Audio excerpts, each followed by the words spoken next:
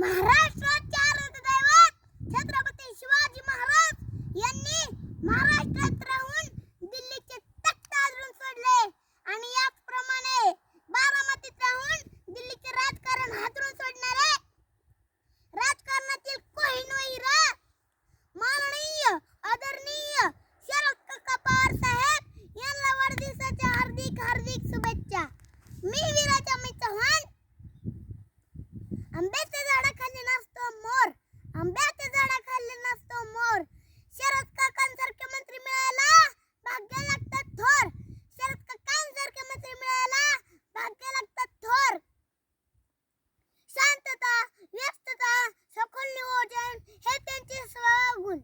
एकदा माझ्या पवार साहेबांच्या आयुष्यात एक वाईट घटना घडली। माझ्या पवार साहेबांना कॅन्सर झाला, पण डॉक्टर सुद्धा म्हणत होते आता या माणसाचं काही खरं नाही। पण कॅन्सरलाच काय, कॅन्सर बरा करणारे डॉक्टरांना सुद्धा त्यांना हरवलं असे माझे पवार साहेब। बळीराजांसाठी योजना राबवून बळीराजांना सन्मानाची वागणूक दिली।